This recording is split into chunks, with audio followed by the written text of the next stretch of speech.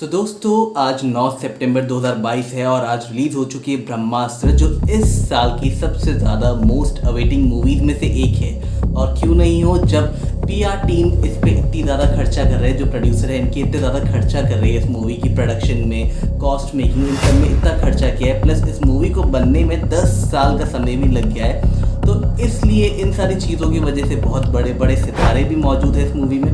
ये सारे अलग अलग फैक्टर्स की वजह से इस मूवी का जो हैप है वो एक अलग ही लेवल पे चले गया था। और प्लस जो इस मूवी में ये बात दिखाने की कोशिश की गई थी कि कैसे ये मूवी हमारे ही हिंदू रिलीजन से कनेक्टेड है, तो बहुत सारी चीज़ें थी। तो आइए आज हम इसी बारे में चर्चा करेंगे। मैं हूँ विशु और welcome to our channel SV reaction videos. दोस्तों दिवाली प्लीज पटाखे मत फोड़ना, the dogs feel very upset. हाँ I am talking about animals again, but करना पड़ता है।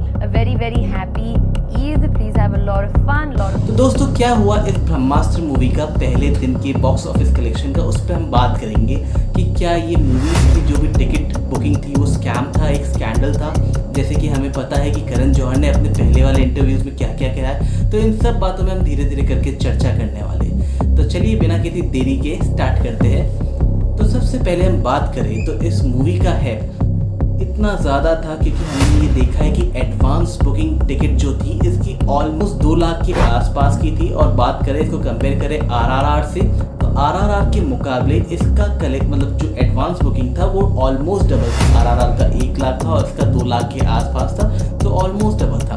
अब कमाई की बात करें तो कमाई के मामले में ये सिर्फ 25 करोड़ में अटक चुकी है। और जहाँ पे आरआरआर की बात करें तो आरआरआर ने पहले ही दिन वर्ल्ड वाइड 250 करोड़ कमाए और इंडिया में उसने 150 करोड़ के आसपास कमाए थे।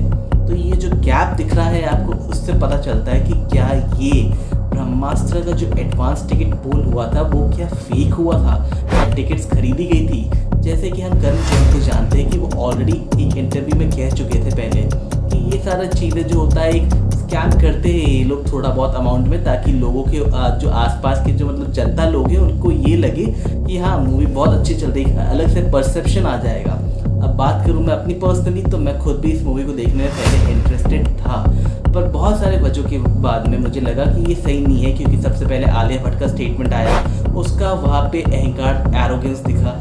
उसके बाद में करण जौहर का भी सेम स्टेटमेंट इसी टाइप का आया, तो कि हमने को लगने लग गया कि हाँ ये मूवी शायद देखे या ना देखे, क्योंकि इन जो स्टार लोग हैं उनका घमंड जो है वो रुक ही नहीं रहा है। उसके बाद में एक बहुत पुराना वीडियो रणबीर कपूर का वायरल हुआ जिसमें वो बताते हैं कि उनको गौ मांस बहुत पसंद है। I'm a mutton, paya, beef. Red meat. I'm a big beef guy. जब ये चीज़ सारे सामने आई मेरे आंखों की, तो मैंने पर्सनली डिसाइड कर लिया कि मैं नहीं देखूंगा। क्यों? क्योंकि ये मेरी पर्सनल चॉइस है, इस पे मैं कोई तर्क नहीं देना चाहूँगा। और आप में से कई लोगों की आपकी खुद की भी पर्सनल चॉइस होगी, तो आप कमेंट में ज़रूर बताना कि क्या आप लोग इस मूवी को देखने गए हो या नहीं गए हो। मेरी बात करूँ तो मैं नहीं गया हूँ, मैं सिर्फ जो रिव्यूज़ आए उसके बारे में बात कर रहा हूँ। तो इस मूवी का जो फर्स्ट डे आया है निकल के, मैंने आपको पहले भी कहा था अगर इसका वर्ड ऑफ माउथ जो होता है वो बहुत स्ट्रॉन्ग होता है या बहुत अच्छा होता है, लोग उसकी मतलब तारीफ़ों की पुल बांध देते हैं, तो ये मूवी नो डाउट बहुत ज़्यादा कमाई करती। इस साल की शायद one of the most income जो पहले मतलब होता है ना बड़ी ब्लॉकबस्टर, उसमें से एक हो जाती। बट क्योंकि अब इसके मिक्स्ड रिव्यूज़ आना स्टार्ट हो गए, एक पक्ष कह रहा है कि बहुत ही अच्छी, एक पक्ष कह रहा है कि बहुत ही ख़राब है। VFX के बारे में भी 2 पक्ष में बढ़ चुकी है टीमें। एक पक्ष कह रहा है कि VFX बहुत अच्छा है और एक पक्ष कह रहा है कि वो आंखों को चुभने जैसा आ रहा है। तो बहुत सारे मतलब आई है निकल के। और बाद में बात करें तो इस मूवी में आपको कोई भी इंडियन हिस्ट्री जो है, अस्त्र वस्त्र, इन सब से इतना ज़्यादा रिलेशन नहीं दिखाया जितना इस मूवी में आपको प्यार मोहब्बत को ज़्यादा तवज्जो रखते हुए सारी बातें बताई है। तो बहुत सारे फैक्टर्स हैं जिसकी वजह से पता चलता है कि कैसे ये मूवी जो पहले जलालुद्दीन रूमी पे बनने जा रही थी, जो कि एक सूफी पोएट थे, प्यार के संदेश देते थे, और वो कहाँ से ड्रैगन नाम की मूवी बनने जा रही थी, और यहाँ पे कैसे ये ब्रह्मास्त्र बन गई। और ये क्यों? क्योंकि ये लोगों को पता चल गया कि आजकल यहाँ पे हिंदुस्तान में बहुत सारी चीज़ें बदल रही है, बदलाव आ रहा है। तो जैसे जैसे बदलाव आ रहा है तो इन्होंने अपनी राइटिंग और स्टोरी इन सब में भी थोड़ा बदलाव स्टार्ट कर दिया। पर वो बदलाव जो था वो आप लोगों को काटने के लिए बुलाया गया कि ताकि आप लोग सिनेमा घर में जाओ। पर इनको नहीं पता था कि आप लोग जाओगे तो आप वापस जब बाहर लौटोगे तो आप कितनी ज़्यादा बदनामी कर रहे होंगे इस मूवी की।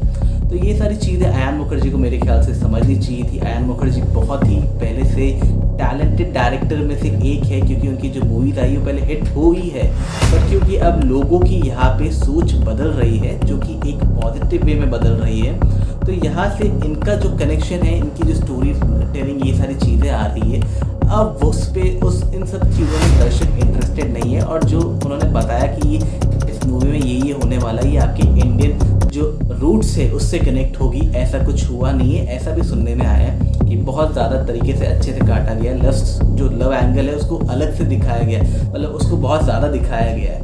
तो पता चलता है कि कैसे ये जलालुद्दीन रूमी से ये ब्रह्मास्त्र तक का सफ़र आया है, शिवा बना है, मतलब इसमें जो आपका हीरो कैसे बना है।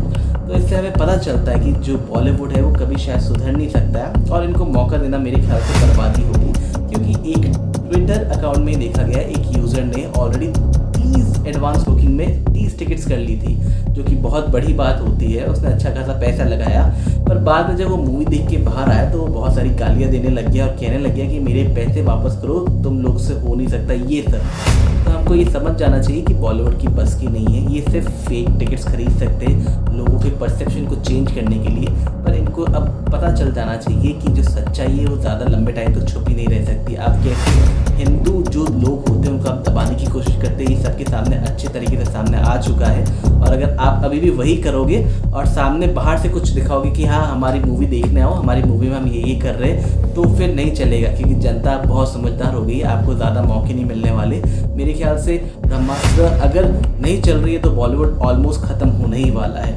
तो अभी भी टाइम है कि सुधर जाओ। अगर अभी भी नहीं सुधरे और अगर अभी भी आप बाहर के लोगों का ज़्यादा सपोर्ट लेंगे और हिंदू के जो लोग हैं उनका आप बिल्कुल ही विरोध में आएंगे, तो जनता आपके विरोध में हो चुकी है।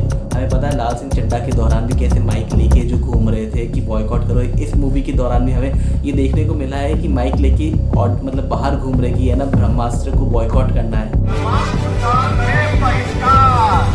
जो बोले आई लव बीफ, सभी सनातनी मिलके बोलिए। तो ये सारे लोग क्यों कर रहे हैं ब्रह्मास्त्र को बॉयकॉट? वो सब आपकी ही मेंटल स्थिति के कारण, मतलब आपकी जो मेंटल स्टेट है उसको दर्शाता है कि आप लोग जो है यहाँ की संस्कृति नहीं बल्कि बाहर की संस्कृति दिखाने में ज़्यादा इंटरेस्टेड हो, तो ये जनता समझ चुकी है।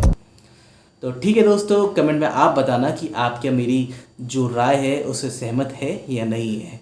तो मिलते हैं अगले वीडियो में, तब तक के लिए जय हिंद, जय भारत, वंदे मातरम।